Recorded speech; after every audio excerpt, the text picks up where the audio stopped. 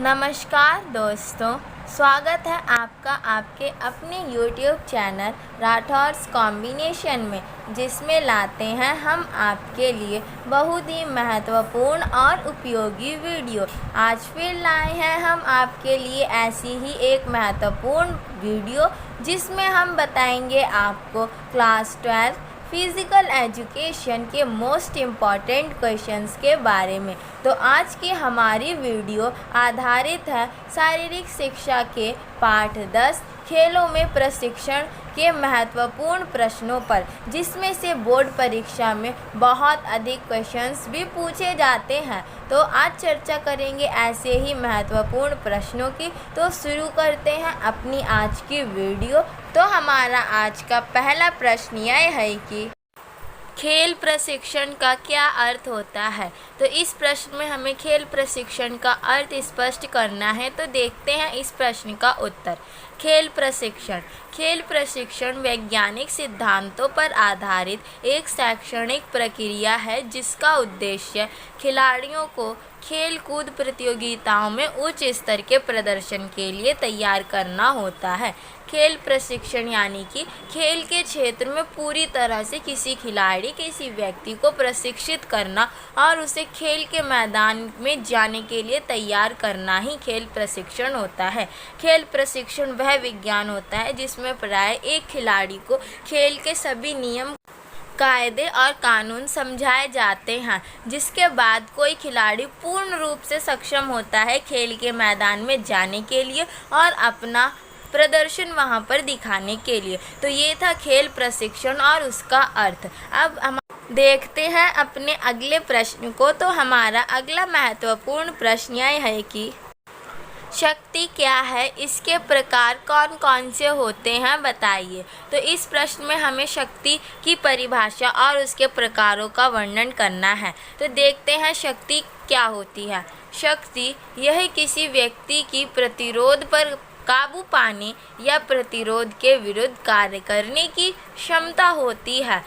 किसी भी व्यक्ति की उसके प्रतिरोध पर काबू पाने और प्रतिरोध के विरुद्ध कार्य करने की क्षमता को शक्ति कहते हैं। और शक्ति प्राय दो प्रकार की होती है। पहली गतिशील शक्ति, दूसरा स्थिर शक्ति। तो शक्ति के दो प्रकार, पहला गतिशील शक्ति, दूसरा स्थिर शक्ति। तो अब देखते हैं इनकी परिभाषा। तो गतिशील शक्ति की परिभाषा, जिसे बाद में 3 भागों में और बांट दिया जाता है: अधिकतम शक्ति, विस्फोटक शक्ति और शक्ति सहन क्षमता। तो अब हम देखेंगे इन सभी की परिभाषा। तो सबसे पहले है हमारी गतिशील शक्ति। तो गतिशील शक्ति क्या होती है? गतिशील शक्ति शरीर के विभिन्न गतियों के लिए उत्तरदायी होती है तथा इसे आइसोटोनिक शक्ति भी कहा जाता है। किसी शारीरिक क्रिया जैसे कि पुल अप्स, पुश अप्स को करने में व मुक्केबाजी में बार बार विरोधी को मुक्के मारने और उसके मुक्कों से बचने के लिए इस शक्ति का प्रयोग किया जाता है। यह शक्ति प्राय तेज गति से आ रहे प्रतिरोध को रोकने के लिए लगाई जाती है और यह 3 प्रकार की होती है। तो गतिशील शक्ति, जो कि प्राय आइसोटोनिक शक्ति के नाम से भी जानी जाती है, और ये विभिन्न शारीरिक क्रियाओं के लिए उत्तरदायी होती है। गतिशील शक्ति एकदम गति से आ रहे प्रतिरोध के विरुद्ध लगाई जाने वाली शक्ति होती है, इसीलिए इसे गतिशील शक्ति कहते हैं। अब हमारी और गतिशील शक्ति 3 प्रकार की होती है। पहली अधिकतम शक्ति, जिसमें बिल्कुल तेज गति से किसी भी क्रिया को रोकने के लिए बहुत अधिक मात्रा में शक्ति लगाई जाती है। और दूसरी होती है विस्फोट शक्ति, जो एकदम से लगाई जाती है, उसे हम विस्फोट शक्ति कहते हैं। फिर शक्ति सहन क्षमता की, हम कितनी देर तक अपनी शक्ति को लगाए रह सकते हैं, वो होती है शक्ति सहन क्षमता। तो ये थी हमारी 3 प्रकार की गतिशील शक्तियाँ। अब दूसरी है स्थिर शक्ति। तो स्थिर शक्ति से अभिप्राय उस शक्ति से होता है जिसमें मांसपेशियों द्वारा बिना गतिविधि के बल लगाया जाता है, वह व्यक्ति की स्थिर शक्ति कहलाती है। इस शक्ति को आइसोमेट्रिक शक्ति भी कहा जाता है। हमने देखा कि गतिशील शक्ति को आइसोटोनिक शक्ति कहा जाता है, वही स्थिर शक्ति को आइसोमेट्रिक शक्ति कहा जाता है। और इस शक्ति में प्राय प्रत्यक्ष रूप से कार्य होता हुआ दिखाई नहीं देता है। यह शक्ति प्राय भारोत्तोलन जैसे भार वाले खेलों में प्रयोग की जाती है। तो ये थी हमारी स्थिर शक्ति की परिभाषा। तो हमारा यह प्रश्न कंप्लीट हो गया है। अब हम चलते हैं अपने अगले प्रश्न की ओर। तो हमारा अगला महत्वपूर्ण प्रश्न यह है कि शक्ति को सुधारने की कौन कौन सी विधियां होती हैं। तो इस प्रश्न में हमें शक्ति को सुधारने की विधियों का वर्णन करना है। पहला क्वेश्चन था कि शक्ति क्या होती है, शक्ति के कितने प्रकार होते हैं। अब है कि शक्ति को किन किन विधियों द्वारा सुधारा जा सकता है। तो देखते हैं शक्ति को किन किन विधियों द्वारा सुधारा जा सकता है। शक्ति को सुधारने की प्राय 3 महत्वपूर्ण विधियां होती हैं, जो कि निम्नलिखित हैं। पहली आइसोमेट्रिक व्यायाम, दूसरी आइसोटोनिक व्यायाम, तीसरी आइसोकाइटोनिक व्यायाम। तो ये 3 प्रकार के व्यायाम होते हैं जिनके द्वारा प्राय कोई व्यक्ति अपनी शक्ति में सुधार कर सकता है और अपने खेल में अपने प्रदर्शन को सुधार सकता है। तो इसमें हमें आइसोमेट्रिक, आइसोटोनिक और आइसोकाइटोनिक की विशेषताएं पता होना बहुत अनिवार्य होता है और ये बहुत ही ज़्यादा महत्वपूर्ण प्रश्न है और कई बार बोर्ड परीक्षा और हमारे पेपर में पूछा जाने वाला है।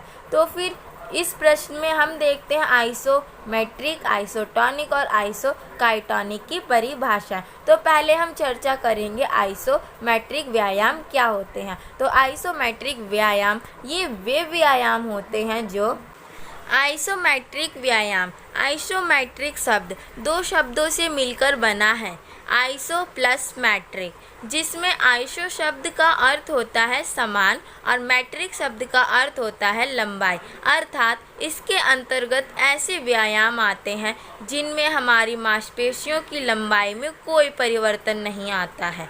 मांसपेशियों की समान लंबाई वाले व्यायाम को हम आइसोमेट्रिक व्यायाम कहते हैं। तो ये थी आइसोमेट्रिक की परिभाषा। तो हम आइसोमेट्रिक व्यायामों के द्वारा शक्ति में सुधार ला सकते हैं। तो आइसोमेट्रिक व्यायाम जो कि 2 शब्दों से मिलकर बना है, आइसो प्लस मैट्रिक। आइसो का अर्थ होता है समान और मैट्रिक का अर्थ होता है लंबाई। समान लंबाई में किए जाने वाले व्यायाम जिनसे कि मांसपेशियों की लंबाई में कोई परिवर्तन नहीं आता, मांसपेशियों की लंबाई समान रहती है, उन्हें आइसोमेट्रिक व्यायाम कहते हैं। तो आशा है कि आपको आइसोमेट्रिक व्यायाम की परिभाषा अच्छे से समझ में आ गई होगी। अब हम देखते हैं अपनी अगली परिभाषा को। तो हमारा अगला टॉपिक है आइसोटोनिक व्यायाम। तो आइसोटोनिक व्यायाम यह भी लैटिन भाषा से लिया गया एक शब्द है जो कि आइसो प्लस टॉनिक से मिलकर बना है। आइसोमेट्रिक की तरह आइसो का समान अर्थ ही है और टॉनिक मीन्स होता है तनाव। अर्थात इस विधि में वे व्यायाम आते हैं जिनमें मांसपेशियां तनाव मुक्त और लचीली होती हैं। ये व्यायाम गतिशील शक्ति को बढ़ाने में महत्वपूर्ण भूमिका निभाते हैं और यह भी इसकी विशेषता होती है कि आइसोटोनिक व्यायामों का प्राय खेल में कोई महत्व नहीं होता है, यह खेल में उपयोगी नहीं होते हैं और इन व्यायामों को प्राय प्रत्यक्ष रूप से देखा जा सकता है, परंतु आइसोमेट्रिक व्यायाम को प्रत्यक्ष रूप से नहीं देखा जा सकता। तो अब हमारा तीसरा पॉइंट है आइसोकाइटोनिक व्यायाम। तो देखते हैं आइसोकाइटोनिक व्यायाम की परिभाषा। तो आइसोकाइटोनिक व्यायाम यह विशेष प्रकार से निर्मित मशीनों द्वारा किए जाने वाले व्यायाम होते हैं। तो आइसोकाइटोनिक व्यायाम ये मशीनों द्वारा किए जाते हैं। इन व्यायामों में मांसपेशियों द्वारा अधिकतम शक्ति और बल लगाया जाता है। यह व्यायाम सामान्य व्यायामों से अलग होते हैं क्योंकि इन व्यायामों में शक्ति एक विशेष कोण पर लगाई जाती है। इन व्यायामों के द्वारा विस्फोटक शक्ति के साथ साथ हमारी सहन क्षमता शक्ति का भी विकास होता है। तो ये थी आइसोकाइटोनिक व्यायाम जो विशेषीकृत मशीनों द्वारा की जाती है। तो इसी के साथ हमारा यह प्रश्न का उत्तर कंप्लीट होता है। ये बहुत ही महत्वपूर्ण प्रश्न है और ये प्रश्न कई बार बोर्ड परीक्षा में भी पूछा जा सकता है। तो अब हम चलते हैं अपने अगले प्रश्न की ओर। तो हमारा अगला महत्वपूर्ण प्रश्न यह है कि सहनशीलता से आप क्या समझते हैं? यह कितने प्रकार की होती है? तो इस प्रश्न में हमें सहनशीलता की परिभाषा और उसके प्रकारों का वर्णन करना है। तो ये बहुत ही महत्वपूर्ण प्रश्न है। तो देखते हैं सहनशीलता क्या होती है। सहनशीलता, जिसे सामान्य भाषा में सहन क्षमता भी कहा जाता है। सहन क्षमता का अर्थ किसी शारीरिक क्रिया अथवा गतिविधि को लंबी अवधि तक जारी रखने की शारीरिक योग्यता को ही सहन क्षमता अथवा सहनशीलता कहा जाता है। सहनशीलता से अभिप्राय उस क्षमता से होता है जिसमें कोई व्यक्ति बिना थके अपनी कोई भी शारीरिक क्रिया या कोई कार्य को कुछ लंबी अवधि तक जारी रखता है, उसे हम सहनशीलता अथवा सहन क्षमता कहते हैं। अब देखते हैं कि सहनशीलता कितने प्रकार की होती है। तो सहनशीलता मुख्य 5 प्रकार की होती है। अब देखते हैं कि कौन से 5 प्रकार हैं सहनशीलता के। तो सहनशीलता का पहला प्रकार है वायवीय सहनशीलता, जिसे हम एरोबिक सहन क्षमता भी कहते हैं। दूसरी है विशिष्ट सहन क्षमता, जो कि एक विशिष्ट प्रकार की सहन क्षमता होती है। और तीसरी है हमारी गति सहन क्षमता अथवा गति सहनशीलता। और चौथी है शक्ति सहनशीलता अथवा शक्ति सहन क्षमता। पांचवी है अवायवीय सहनशीलता अथवा एनारोबिक सहन शक्ति। तो एनारोबिक सहन शक्ति वो सहन शक्ति होती है जो ऑक्सीजन की अनुपस्थिति में लगाई जाती है, और एरोबिक यानी कि वायवीय सहनशीलता वह सहनशीलता होती है जो प्राय ऑक्सीजन की उपस्थिति में लगाई जाती है। तो इनकी परिभाषाओं के बारे में भी हमें पता होना चाहिए, क्योंकि अगर एग्ज़ाम में ये प्रश्न 5 नंबर का आता है तो हमें इसकी परिभाषाओं का भी डिस्क्राइब करना पड़ेगा। तो अब हम चलते हैं अपने अगले प्रश्न की ओर। तो हमारा अगला प्रश्न यह है कि सहनशीलता को सुधारने के लिए प्राय कितनी विधियां होती हैं, उनके नाम और परिभाषा बताइए। तो इस प्रश्न में हमें सहनशीलता को सुधारने के लिए कौन कौन सी विधियों का प्रयोग किया जाता है बताना है। तो देखते हैं। सहनशीलता को सुधारने के लिए प्राय 3 विधियों का प्रयोग किया जाता है। पहली निरंतर दौड़ने की विधि, दूसरी अंतराल प्रशिक्षण विधि और तीसरी फॉटलॉक प्रशिक्षण विधि। तो ये तीनों विधियां हैं जो सहन क्षमता में सुधार लाती हैं और उसे बढ़ाती हैं, जिससे कि किसी व्यक्ति का खेल में प्रदर्शन भी बढ़ता है। तो अब हम देखते हैं एक एक कर इन विधियों की परिभाषा। तो पहली है हमारी निरंतर दौड़ने की विधि। तो निरंतर विधि सहन क्षमता विकसित करने में बहुत प्रभावशाली होती है। इसकी फर्स्ट डेफिनेशन ये है कि यह सहन क्षमता विकसित करने में बहुत ही ज़्यादा प्रभावशाली होती है। इसमें हृदय गति 180 तक पहुंच जाती है। इसमें पूर्ण लाभ प्राप्त नहीं होता है। इस विधि में बहुत कम तथा बार बार अंतराल दिए जाते हैं। और मध्य दूरी की दौड़, फुटबॉल, हॉकी ये इसके उदाहरण होते हैं। तो ये थी निरंतर विधि जिसमें प्राय अंतराल दिए जाते हैं, यानी कि ब्रेक दिए जाते हैं आराम करने के लिए। और इसमें मध्य दूरी की दौड़ें, फुटबॉल और हॉकी जैसे खेल शामिल होते हैं। और इसमें जो हमारी हृदय गति होती है वो 180 तक पहुंच जाती है।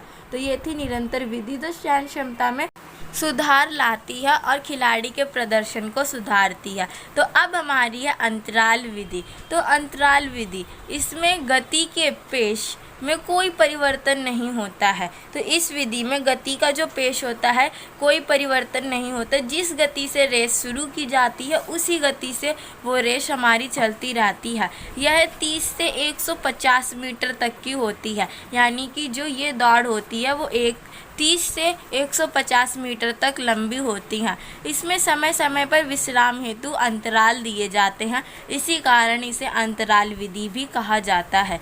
इस विधि को अंतराला अनुसार किया जाता है, यानी कि ब्रेक दिए जाते हैं और इसे अंतराल के अनुसार ही किया जाता है। इस विधि में जो उदाहरण होते हैं वो होते हैं दौड़ना, पैदल चलना और साइकिल चलाना। ये हमारी अंतराल विधि के कुछ महत्वपूर्ण उदाहरण होते हैं। अब है फॉटलॉक प्रशिक्षण विधि, जो हमारी तीसरी विधि है। इसमें गति के पेश में परिवर्तन होता है।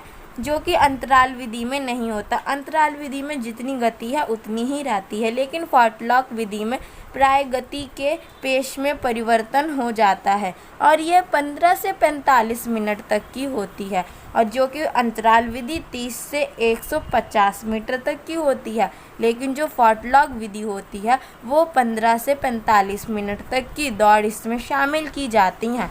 इसमें आराम नहीं होता, इसमें कोई समय अंतराल नहीं दिया जाता है आराम या विश्राम हेतु।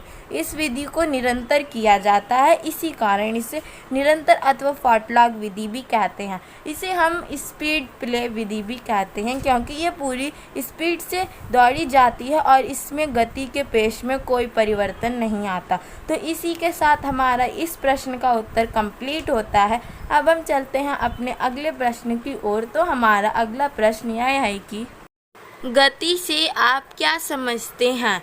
गति कितने प्रकार की होती है, व्याख्या कीजिए। तो हमारा 7वां प्रश्न यह है कि गति क्या होती है और ये कितने प्रकार की होती है, हमें वर्णन करना है। तो देखते हैं गति की परिभाषा। तो गति से अभिप्राय उस योग्यता से है जो किसी क्रिया को जल्द से जल्द करने में सहायता अथवा मदद करती है, गति कहलाती है। यानी भी किसी भी कार्य को जल्दी से जल्दी करने की जो योग्यता होती है उसे हम गति कहते हैं। गति कितने प्रकार की होती हैं? तो गति प्राय 5 प्रकार की होती हैं। अब देखते हैं कौन से 5 प्रकार हैं गति के। तो गति का पहला प्रकार होता है प्रतिक्रिया गति योग्यता, जिसे संकेत के विरुद्ध जल्द से जल्द कार्य करने की योग्यता को प्रतिक्रिया गति योग्यता कहते हैं। अब हमारा दूसरा प्रकार है त्वरण गति योग्यता। अपनी अधिकतम गति की स्थिति को प्राप्त करने की योग्यता को त्वरण गति योग्यता कहते हैं। तो ये है हमारी दूसरी प्रकार की गति। पहली थी प्रतिक्रिया गति योग्यता, दूसरा है त्वरण गति योग्यता, जिनकी हमने परिभाषा भी पढ़ी। अब हमारा तीसरा प्रकार है लोकोमीटर गति योग्यता। अधिकतम गति की स्थिति को लंबे समय तक बनाए रखने की योग्यता को लोकोमीटर गति योग्यता कहते हैं। यानी कि वह योग्यता जो कि हम लंबे समय तक बनाए रखते हैं, वो भी बिल्कुल गति से, तो उसको हम कहते हैं लोकोमीटर गति योग्यता, जो लंबे समय तक बनाए रखी जा सकती है। अब हम देखते हैं अपना चौथा और 5वां प्रकार, क्योंकि गति 5 प्रकार की होती है, जिनमें से हमने 3 प्रकार का वर्णन कर लिया। अब देखते हैं चौथा प्रकार कौन सा होता है। तो हमारा चौथा प्रकार है गति सहनशीलता। थकावट की स्थिति में किसी क्रिया को जल्द से जल्द करने की योग्यता गति सहनशीलता कहलाती है। तो गति सहनशीलता वो योग्यता होती है जिसमें कोई व्यक्ति थक भी जाता है लेकिन अपने द्वारा की जा रही क्रिया को कंटिन्यू रखता है, तो उसे हम कहते हैं गति सहनशीलता। तो ये था गति का 4th टाइप। तो अब हमारा यह प्रश्न कंप्लीट होता है। अब हम देखते हैं अपना अगला महत्वपूर्ण प्रश्न। तो हमारा 8वां प्रश्न यह है कि लचक को परिभाषित कीजिए और लचक को बढ़ाने की कौन कौन सी विधियाँ होती हैं, वर्णन कीजिए। तो इसमें हमें बताना है कि लचक क्या होता है और वह कितने प्रकार का होता है और कौन कौन सी विधियाँ हैं जिनके द्वारा हम अपनी फ्लैक्सिबिलिटी को बढ़ा सकते हैं। तो देखते हैं इस प्रश्न के उत्तर को। तो व्यक्ति के शरीर के जोड़ों की गतियों के विस्तार को लचक कहते हैं। व्यक्ति के एक्सरसाइज करने से उनके जोड़ों में जो गतियाँ होती हैं और उनसे जो विस्तार होता है उसे लचक कहते हैं। लचक का अर्थ दबाव या शक्ति के प्रभाव के कारण किसी पदार्थ के मुड़ जाने की विशेषता है। इसको मोड़ने की प्रक्रिया भी कहते हैं। और लचक प्राय 2 प्रकार के होते हैं, अक्रिय लचक और सक्रिय लचक। अक्रिय लचक को स्थिर लचक भी कहा जाता है और सक्रिय लचक प्राय गतिशील लचक होते हैं, जो प्राय खिंचाव वाले व्यायाम के कारण आते हैं। तो ये थे लचक और लचक के प्रकार। अब हम देखते हैं कि हम कैसे अपने शरीर की फ्लैक्सिबिलिटी को बढ़ा सकते हैं, यानी कि कौन सी वो 2 प्रक्रियाएं हैं जिनके कारण लचक बढ़ती है। तो हमारी पहली प्रक्रिया है बैलिस्टिक विधि, प्राथमिक गतिविधि व्यायाम, जिसे हम प्राथमिक गतिविधि व्यायाम भी कहते हैं। इस प्रकार के व्यायाम में किसी जोड़ की गतिविधि उस जोड़ से संबंधित लीवर के कारण होती है। बैलिस्टिक विधि में क्रियाकलाप पर गतिविधि लयात्मक ढंग से घुमाकर की जाती है। इस गतिविधि में प्राय अत्यधिक खिंचाव वाले व्यायाम आते हैं। तो ये है बैलिस्टिक विधि जिसमें अत्यधिक खिंचाव वाले व्यायाम आते हैं। और बैलिस्टिक विधि की शुरुआत हमें छोटे टारगेट से करनी चाहिए, जिससे कि हमारी मांसपेशियों में, हमारे जोड़ों में लचक की शुरुआत होनी शुरू हो जाए। फिर अब हम देखते हैं अपनी दूसरी विधि को। तो हमारी दूसरी विधि स्थिर खिंचाव वाली विधि, ये हमारी दूसरी विधि है। तो इसकी डेफिनेशन देखते हैं। स्थिर खिंचाव वाली विधि में धीरे धीरे सरलतापूर्वक खिंचाव अवस्था में आना तथा इस अवस्था में रुके रहना शामिल होता है। स्थिर खिंचाव में रुके रहने का समय व्यक्ति के उद्देश्य पर निर्भर करता है, यानी कि कितने समय तक वो उस स्थिति में रुका रह सकता है, यह उसकी क्षमता पर निर्भर करता है। इस विधि में प्राय ऐसे व्यायाम आते हैं जिनमें हमारी सहन क्षमता का प्रयोग किया जाता है कि हम कितनी देर तक उसमें रुके रहने की, उस स्थिति में रुके रहने की सहन क्षमता रखते हैं। तो ये होती है हमारे स्थिर खिंचाव वाली विधि। अब हमारी तीसरी विधि है गतिशील खिंचाव वाली विधि। तो देखते हैं इस विधि की परिभाषा। गतिशील खिंचाव में टांगे व हाथ का नियंत्रित घुमाव शामिल होता है, जो आपको धीरे धीरे आपकी गति के क्षेत्र की सीमा तक ले जाती है। इस स्थिति में गतिशील क्रिया की आवश्यकता होती है।